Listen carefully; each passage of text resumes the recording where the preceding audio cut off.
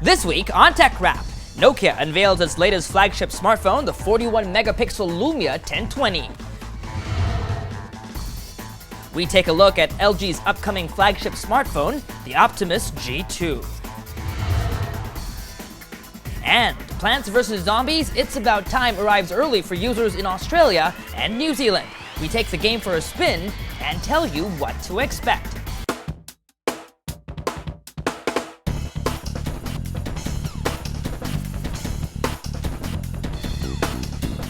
Hi, I'm Michael Josh, and this is TechRap, your weekly source for tech news, gadget reviews, app recommendations, and social media tips. I'm very happy to report that this week's show starts with a product announcement and not a rumor. On last week's show, we called out to Nokia, announce it already. What am I talking about? The much rumored 41-megapixel Lumia phone, hashtag finally, it's here. No surprises though. As rumored, the phone is called the Nokia Lumia 1020, a Windows 8 powered smartphone with a 41-megapixel camera.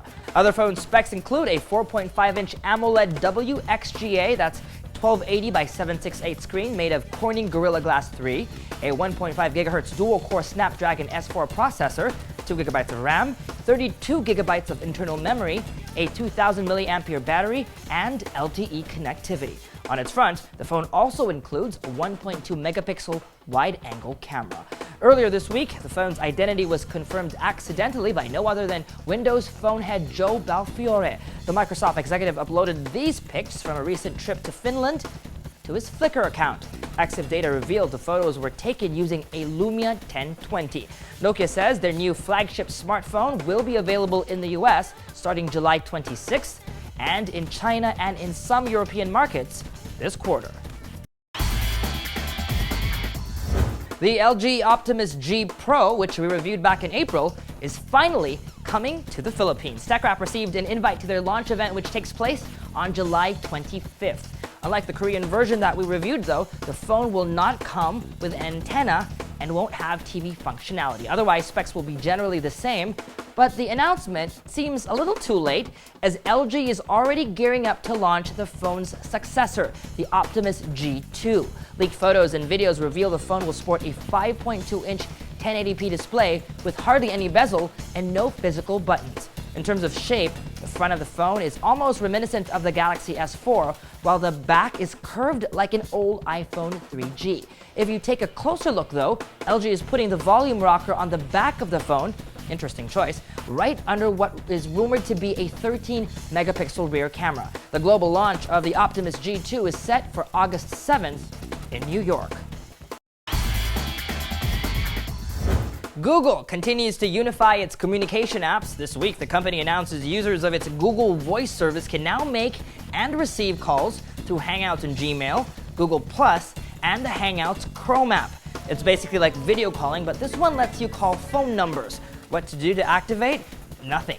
Well, that is if you already have a Google Voice number associated with your Google account. When you get a call, simply accept it and the Hangout window will appear. If you don't feel like answering a call, don't worry. The call request goes away when you press ignore and your caller won't be notified. Of course, all this requires that you live in the US or Canada. Otherwise, forget that whole bit about free voice calls.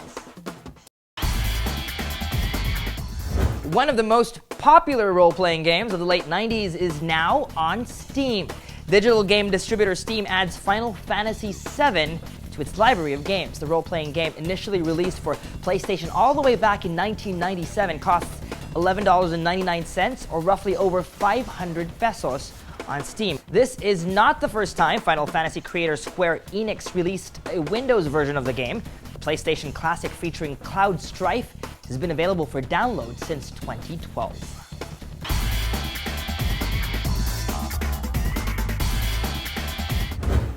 It feels like it was just yesterday that Rappler's social media team was working on this little minion story, a collection of Instagram posts from users all over the world. What we wanted to do was embed the Instagram posts directly on Rappler. Now, if you're a blogger or you have a website of your own, I'm sure you've wanted to do this too at least once before. Well, now that's possible with Instagram Web Embeds. Now, when you view a photo via Instagram.com, look for the new share button. It's on the right-hand side under the like and comment buttons. When you click on that, you'll get a pop-up with another copy embed code button. Click on that and embed the code on your website. And there you have it, Instagram posts on your blog or website. Twitter gets an update this week too, giving users the ability to sync direct messages across all platforms. Now, if you read a direct message on the web, the message will be marked as read on your smartphone. And if you're like me and have at least 2 phones, your DMs will be synced across your Android and iOS devices. Twitter for iOS also gets a new reply feature. At the bottom of a tweet is a reply field. You no longer need to click on the reply button to compose a message. We like it when users get new features. We asked our Twitter followers, what would you like to see in the next Twitter app update? Tech writer Carlos Samson writes, I'd like to see faster or smarter scrolling to make it easier to slug through tweets from 2,000 followers. He adds also reply threading. Those sound like great ideas indeed. What about you? Let us know using the hashtag TechRap.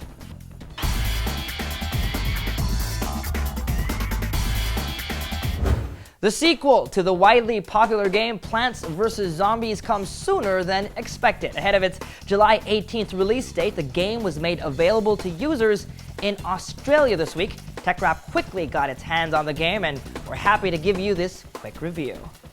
It's been 4 years since the launch of the original Plants vs. Zombies game, and its sequel, out July 18th, is aptly titled It's About Time. But game developers PopCap mean it literally. The game is about time. We're all familiar with Crazy Dave, our saucepan-wearing guide. In Plants vs. Zombies 2, his taco addiction gets out of hand. After eating a taco, he wants to go back in time to eat it again. Enter Penny the Time Machine. And so the plot for the game is established. The first world is set in Egypt. You then move to a pirate ship, and then the Wild Wild West. Each level is a new point on the map. While gameplay is pretty much the same, the freemium model means the game has been designed in such a way that will encourage users to pay to unlock new worlds faster. You can advance in the game without spending a cent, but it will take longer.